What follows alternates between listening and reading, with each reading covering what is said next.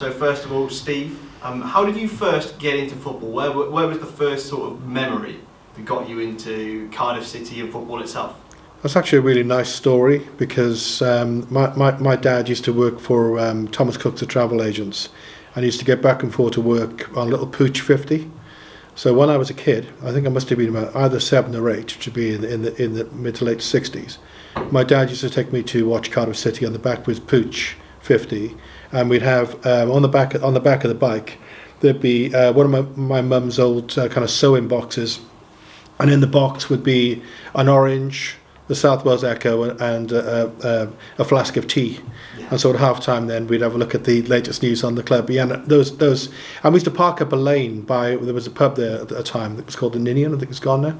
And my dad always parked up this lane, and he parked his bike there. I thought, oh, my dad must have loads of mates. And I didn't realise till years later he was actually paying the guy. But there was loads of other bikes in the garden as well. You know? But yeah, so my memories revolve about, like a lot of people, revolve around fantastic times with my dad.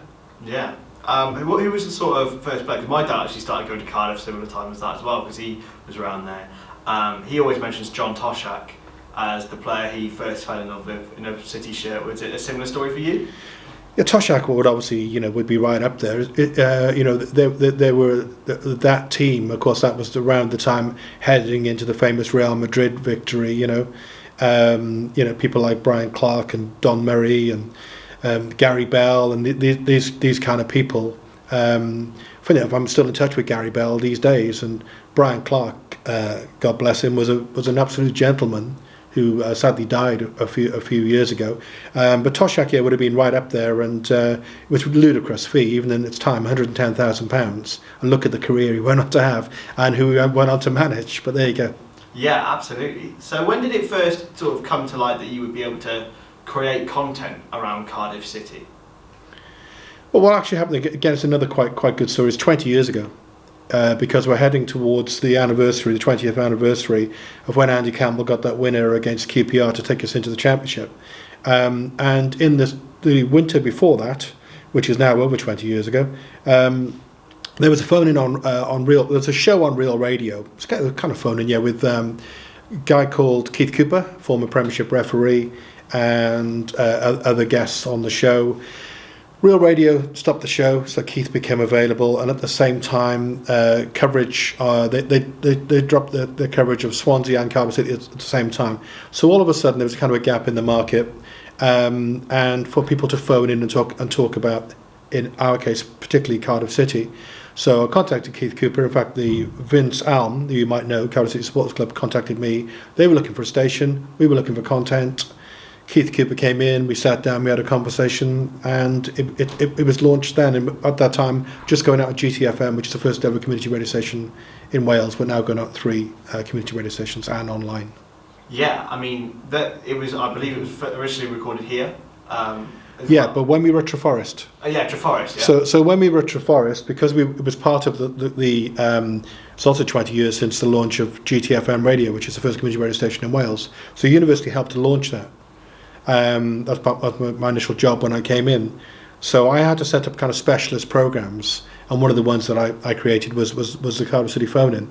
And then when we came to Cardiff, we had to find a way of sharing it on other platforms. So we used a kind of digital system which allowed you to go out on Radio Cardiff. It's Cardiff City after all. Bro Radio, Barry and the Vale, Little Morgan. At one stage it was going out, I think, on 4 different FM stations live from the studios here at the atrium.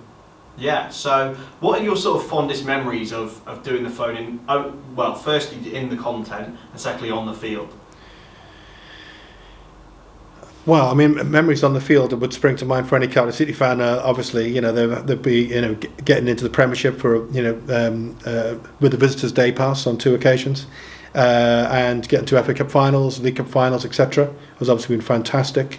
But I think it kind of transcends on and off the field. My best memories of the phone-in have been when, in different times, because things have changed so much in 20 years, the whole nature of phone-ins have changed.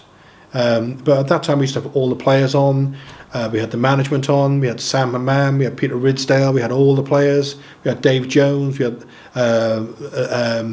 old Lenny, of course, Lenny Lawrence. Anyone connected with the club used to come in. One time we had Frank Skinner on the show. Now, these were contacts of Keith Cooper, because Keith Cooper was well connected in professional sport as a former kind of Premiership and international referee. But actually sitting there with players you admire and just chatting to them and giving them a cup of tea and, finding out they're actually human beings. And, they're the memories which are quite special. But you can't do it the same way these days, because football clubs, for whatever reason, including Cardiff City, are just so paranoid about letting their players speak and social media shareability. And the whole nature of the thing has changed, which is sad, really. Yeah, in terms of the phoning, obviously the pandemic must have had an impact on that. And you guys now do most of it remotely. So how have you found the transition from in-person to remote? That's a really good question.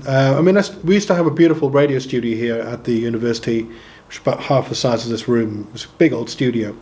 But they now use it for live streaming and they use it for technical demonstrations. So it's not available to us anymore. But when we had that, we were able to get opportunities for students. Somebody could be the producer, sitting in the kind of production hub. They could have talk back to the presenters. They could say so-and-so's on the line calling about this, that and the other. We were taking calls on 3 different phones on a dedicated number.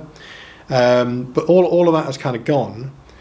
And I do miss that to a large extent, because I love radio, that's my thing. But then and I'd also never done any visual content. When lockdown came along, I wouldn't say I've reinvented myself, but I'm way more comfortable now in front of a camera than I've ever been before. And to the extent I don't really think about the camera anymore.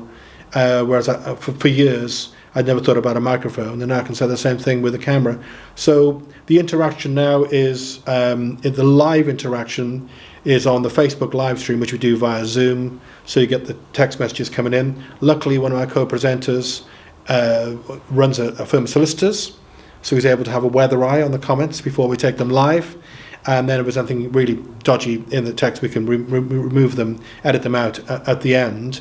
But then it's then shared with 3 different FM radio stations.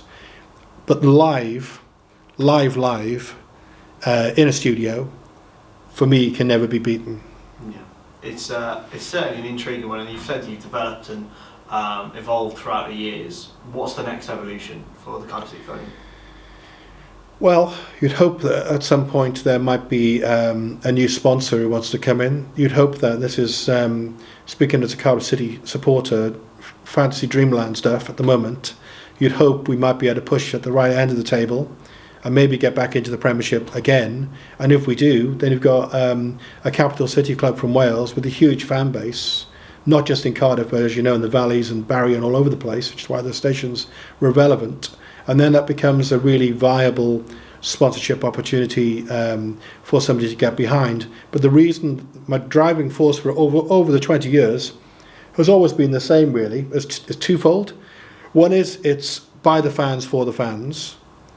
It's only ever been there to support Cardiff City Football Club. In fact, at one time we had the Supporters Club who were sponsoring the show. We used to have a fantastic relationship with the club. I've recently contacted the club again to ask them to be involved, and again I've received no response. Nobody was available to return my email. But it's that, but it's also ideally by what I would say cross-platforming and syndicating programme and content across various community radio stations, which gives you a potential audience, across the whole of South Wales of 500,000 plus people. That you also, by doing that, if you can get sponsors on board, you can bring revenue back in to the community radio stations, who are charitable, non-profit making third sector agencies, to provide an alternative voice for their communities in Wales.